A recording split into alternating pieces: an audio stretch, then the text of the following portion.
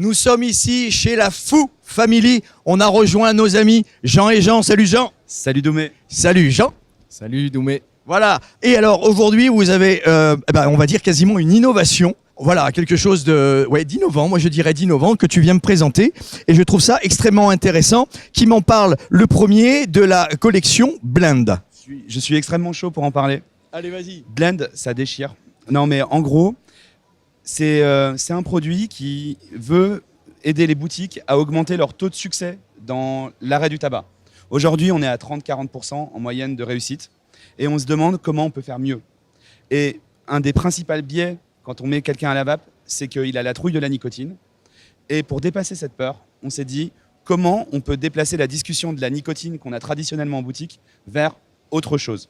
C'est là qu'est née l'idée de Blend, 3 produits qui ont le même goût, le même taux, 20 mg, et 3 forces de hit différentes. Oui, c'est ça, c'est les 3 mêmes liquides avec le même taux de nicotine, avec le même goût, mais on n'a pas le hit. Alors, je rappelle, pour ceux qui ne savent pas ce qu'est le hit, c'est le petit picotement qu'on a dans la gorge que certains fumeurs recherchent et d'autres non. Et ça tombe bien, on va pouvoir avoir du light, du moyen et du hard. Alors, je veux dire, le hard, c'est la gita de maïs. Le moyen, c'est la petite clope que tout le monde...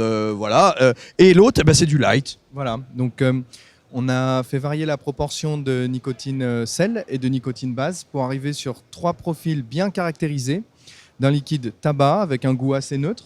C'est un liquide qui est en passe d'être certifié par AFNOR, qui est avec des arômes naturels et qui offre une nouvelle façon de rentrer dans la présentation du produit auprès d'un primo-vapoteur. Donc comme disait Jean, on va essayer de le distraire un petit peu de son instinct d'aller vers le choix d'un taux de nicotine en lui faisant parler plus des sensations. Qu'est-ce que vous ressentez? Est-ce que ça vous gratte trop la gorge? Est-ce que ça, vous ne le sentez pas assez passer, etc. Sachant qu'à chaque fois, on a le même taux de nicotine.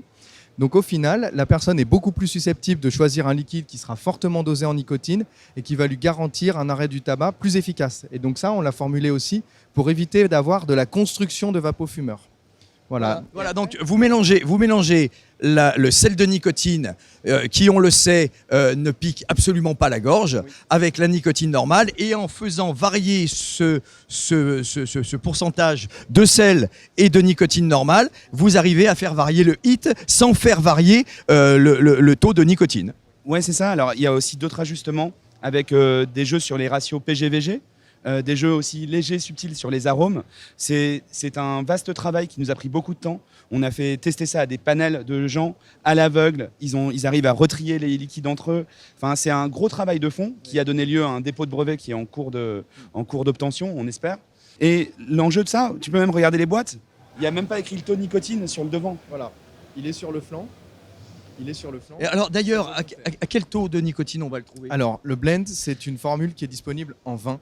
C'est la clé d'entrée principale. L'idée, c'est de satisfaire les gens au niveau de la nicotine. Il faut qu'ils soient satisfaits. Plus ils sont satisfaits, moins ils ont tendance à prendre une cigarette. Alors l'autre truc qu'il faut dire, je laisserai Jean en parler aussi, parce qu'il a trouvé une formule absolument merveilleuse, je te laisserai la dire. On a un petit peu repris certains codes qu'on retrouve dans le monde du tabac. C'est subtil, c'est assumé, c'est pas du plagiat, c'est pas de l'assimilation qu'on cherche à faire au tabac. Au contraire, on est dans une perspective de déprogrammation de la psychologie des fumeurs. C'est de ça qu'on est parti, la psychologie des fumeurs. Donc on a la couleur grise, dorée et rouge. Voilà, et puis c'est le light, le médium, l'original. On est dans une zone de confort. Donc je vais laisser Jean en parler un peu plus. Non mais oui, La punchline. Blend, c'est pour hacker le tabac. On veut utiliser la programmation mentale des fumeurs qui ont un attachement irrationnel à leur paquet de clopes et à leur marque et la retourner contre eux. Ouais, je fume des light.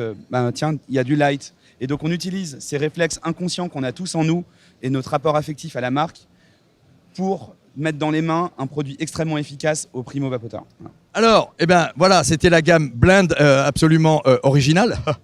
On va parler un petit peu de ce qui s'est passé cet été. Je vous le rappelle, vous voyez, c'est mon fil rouge, c'est l'été meurtrier de la vape. Ça nous venait directement des USA, où on avait de jeunes adolescents écervelés qui se sont mis à vaper autre chose. Et bien sûr, tout le monde a confondu le contenant et le contenu. Et je crois que Jean, tu viens d'avoir une nouvelle qui va un petit peu, on va dire, conforter et rassurer tout le monde. Oui, concernant ce qui s'est passé cet été aux États-Unis, les autorités sanitaires américaines ont entretenu un flou qui nous a été extrêmement préjudiciable. ils ont pointé tout de suite du doigt les e-liquides au THC fabriqués au marché noir, mais ils entretenaient un doute parce qu'ils n'avaient pas l'explication définitive sur le mal qui affectait les vapoteurs de THC. Et on a longtemps cru que c'était seulement la vitamine E, le tocopherol qui était ajouté comme antioxydant dans les cartouches, qui était l'explication. La semaine dernière, le feuilleton continue avec une nouvelle atroce suite à l'autopsie de quelques corps de malheureux fumeurs de joint décédés. Et là, aujourd'hui, une étude indépendante qui a été financée par CNBC, un grand média aux USA, vient de sortir et montre que dans toutes les cartouches achetées au marché noir, on trouve des traces d'un pesticide extrêmement toxique, totalement interdit à l'usage en Europe, avec seulement des dérogations très précises, qui est un antifongique puissant qui sert à traiter la marijuana quand elle est cultivée. Et cet antifongique qu'on retrouve dans le THC qui a été extrait de ces plants de bœuf qui ont été salis par ce pesticide, devient à la vaporisation du cyanure d'hydrogène, un toxique extrêmement puissant qui explique pourquoi des gens en 3 mois peuvent passer de la santé pulmonaire parfaite d'un jeune adulte de 18 ans à une santé pulmonaire défaillante qui conduit à la mort.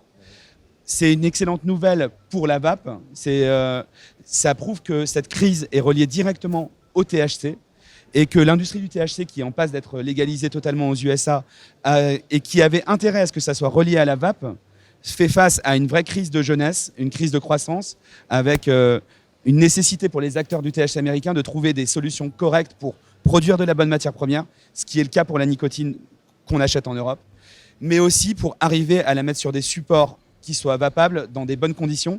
Et ça, c'est un autre défi, et nous, on s'en préoccupe pas, c'est pas notre métier.